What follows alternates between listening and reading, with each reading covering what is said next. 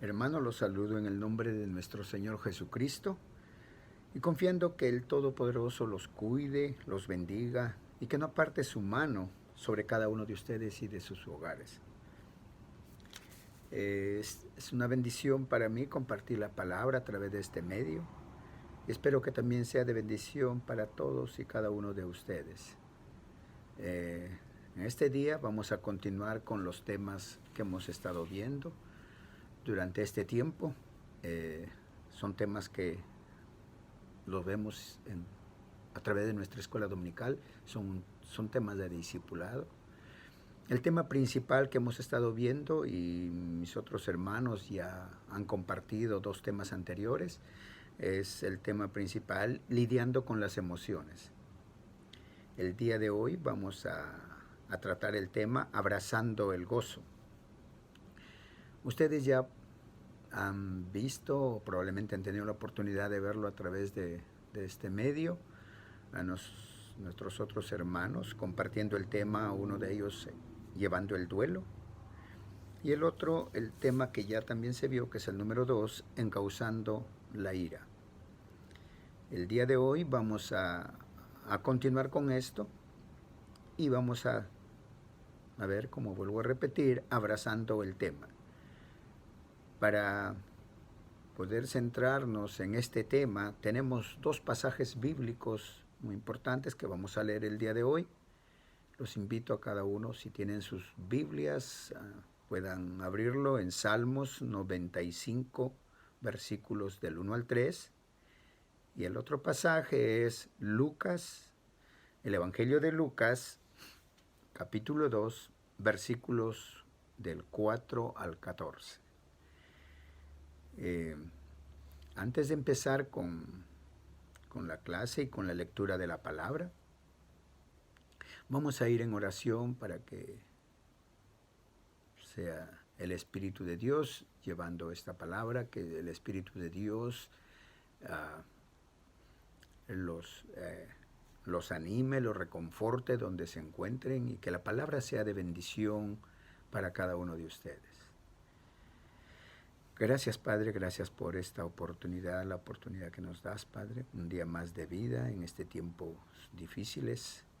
Igual oro por mis hermanos también que están cada uno en sus hogares, confiando en que tú eres fiel en las promesas, en todas tus promesas, Padre, y que siempre estás al cuidado, siempre estás cuidándonos, protegiéndonos de todo lo que nos pueda pasar y ocurrir.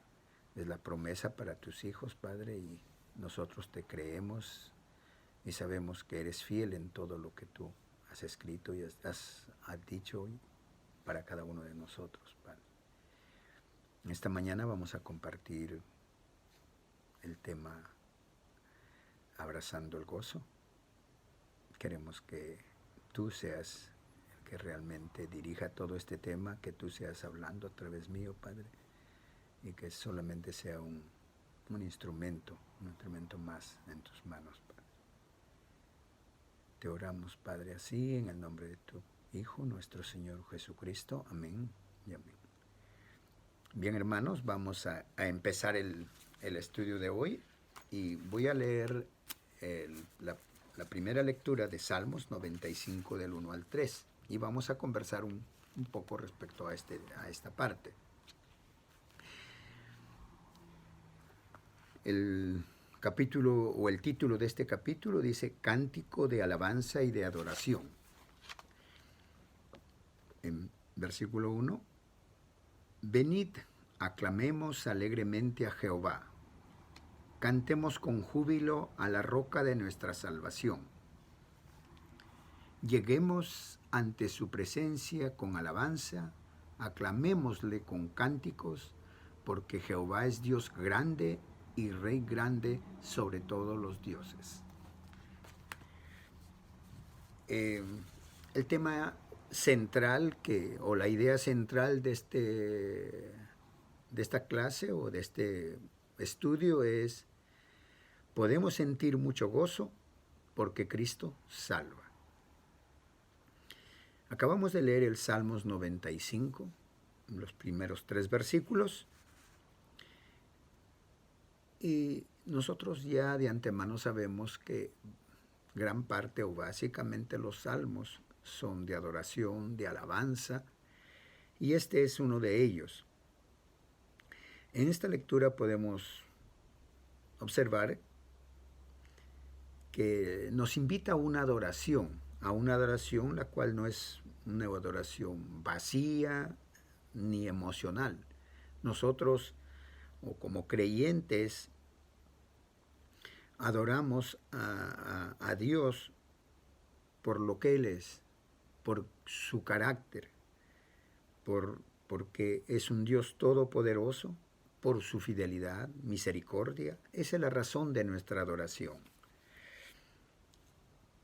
No es una adoración emocional que hoy día porque estoy muy contento pues adoro de una manera y mañana cuando estoy muy triste pues adoro de otra manera. No debe ser así. Como creyentes nosotros como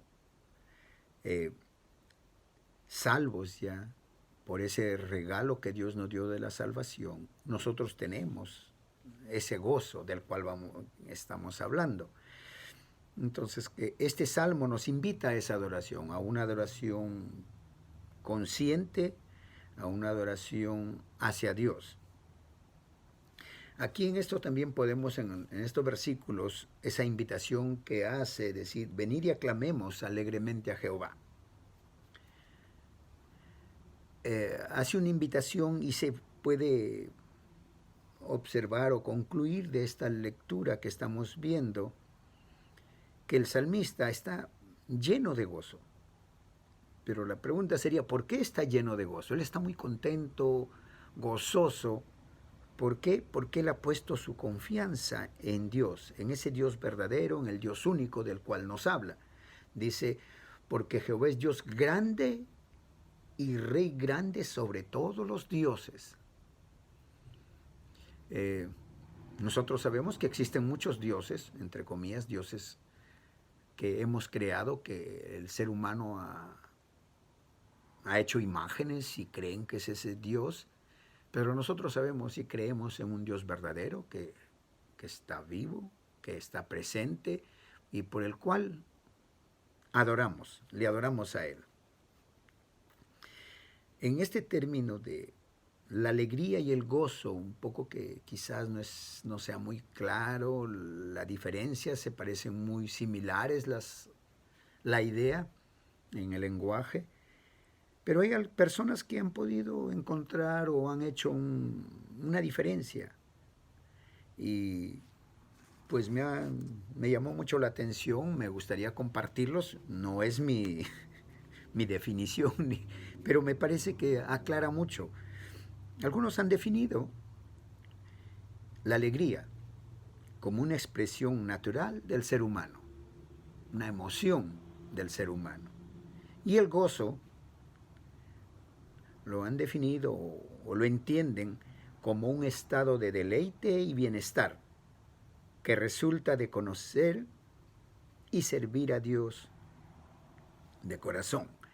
Entonces, tenemos dos ideas o dos, digamos, definiciones, podría decirse, con respecto a la alegría y el gozo.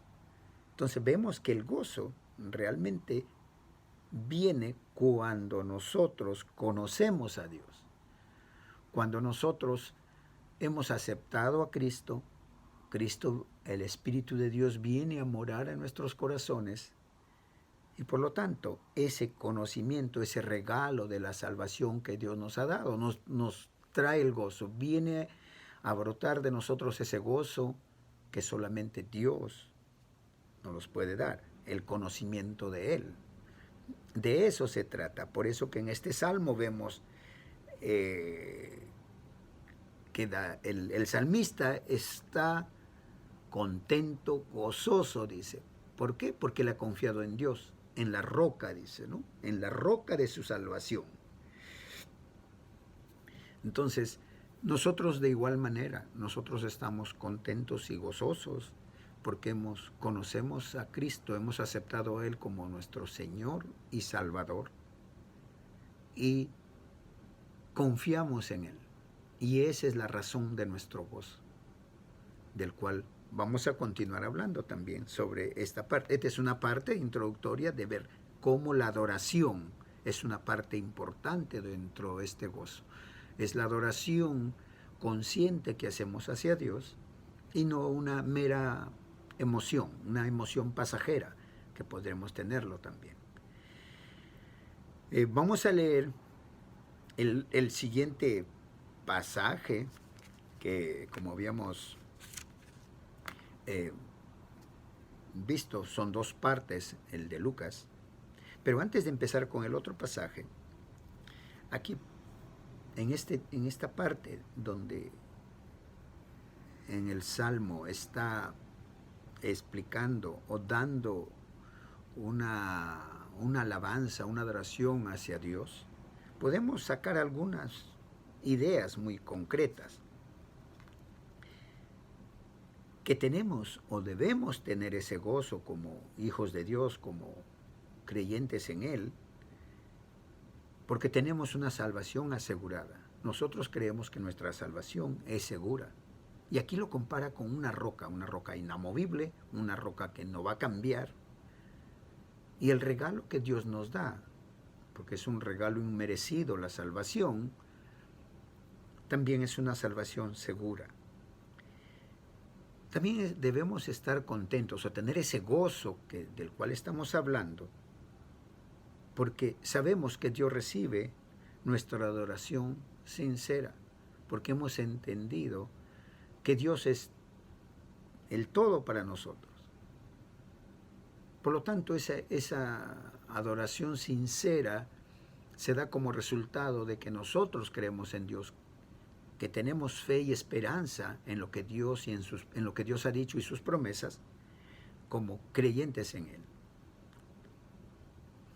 Y por último, que también tenemos ese gozo, porque sabemos que Dios es grande y misericordioso para salvar, y que la salvación siempre está ahí, esperando a cada uno de los que quieran aceptarlo, porque es un regalo, y puedan experimentar ese gozo que nosotros como creyentes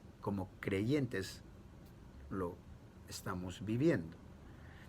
Entonces, este es el gozo del cual estamos hablando en esta clase.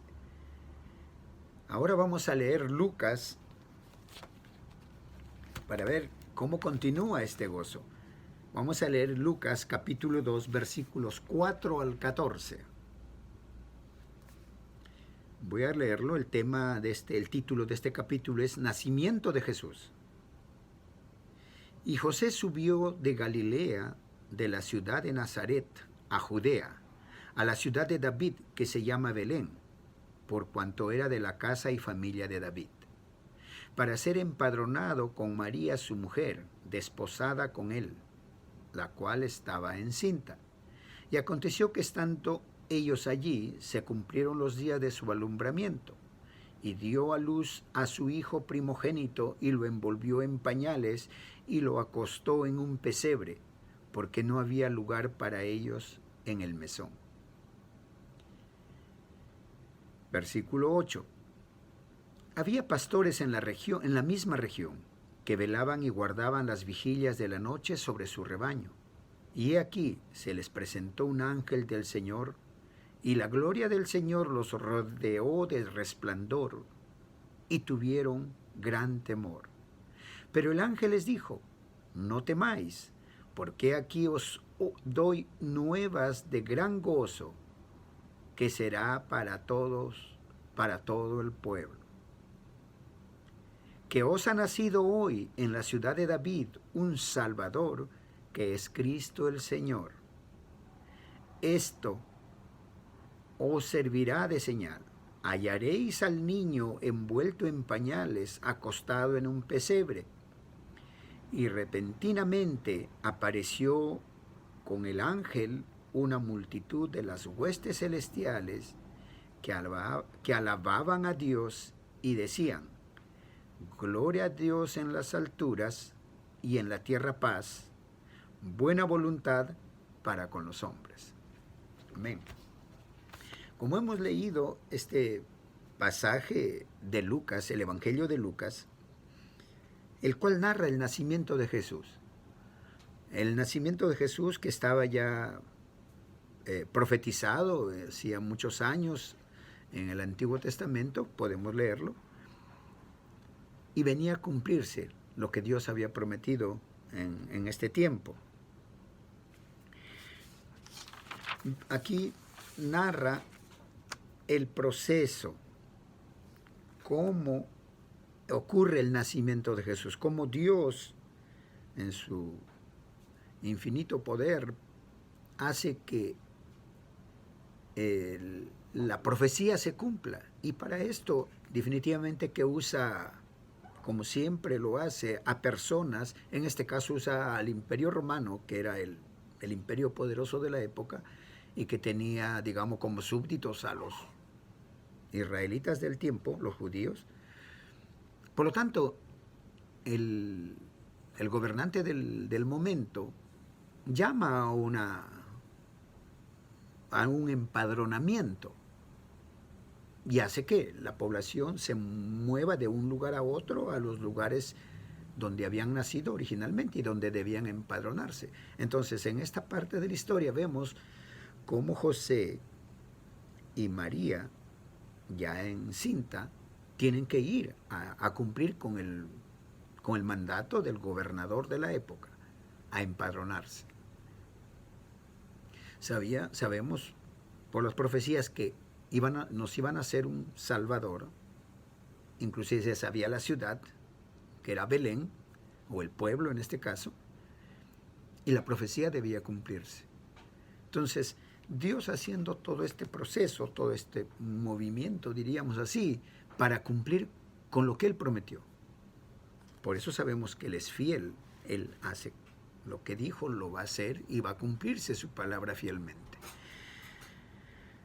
Entonces vemos aquí en la historia, en esta parte que narra Lucas, que tanto la pareja José y María, aún desposado viene a aclarar un poquito el tema que a veces se malentiende, es aún están en nuestras costumbres hispanas, diríamos, de novios, o están comprometidos, no están casados realmente. O sea, no ha habido una consumación de un matrimonio, están en esa situación.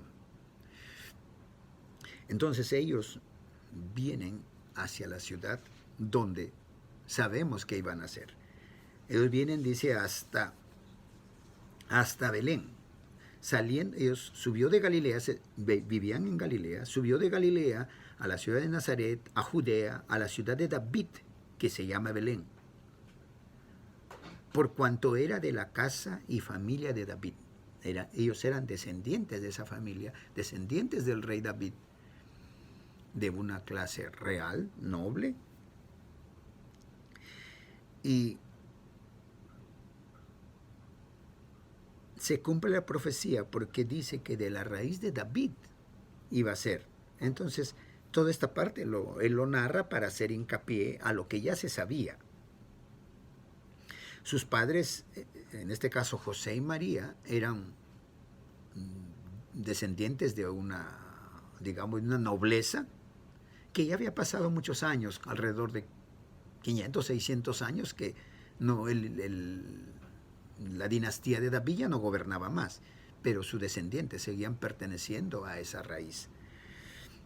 En este momento vemos a la familia de José y María, que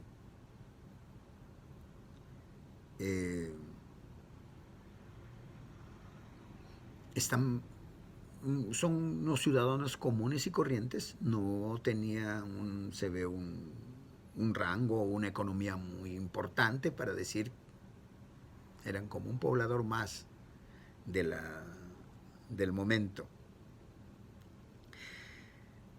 Y de esto nos está narrando Lucas. Y dice que cuando llegó el momento, en este proceso de la peregrinación desde Galilea hasta Belén, donde tenían que llevar a cabo el censo, llegó el momento del alumbramiento. Iba a dar a luz María ya.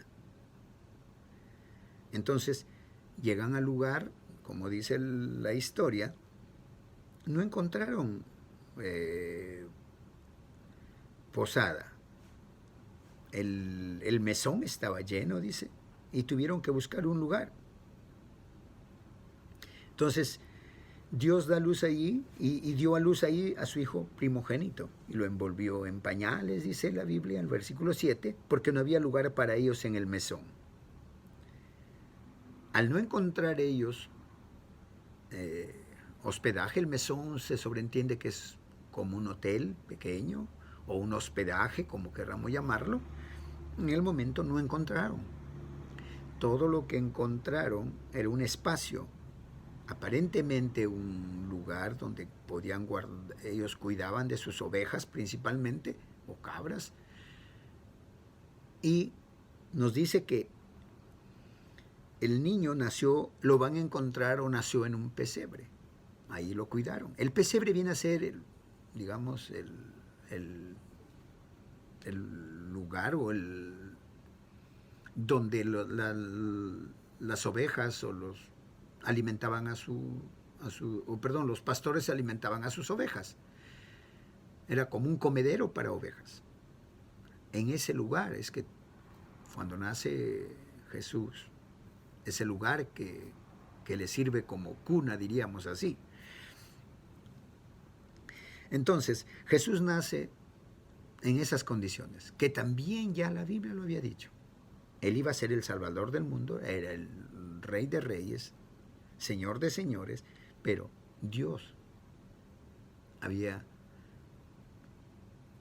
planeado, había pensado que debía nacer de una forma como una persona común y quizás no común, en una pobreza extrema, en unas situaciones deplorables del momento, para traer a su hijo al mundo. Luego después vemos que ya nació Jesucristo, en el versículo 8 al 14, aparecen los ángeles.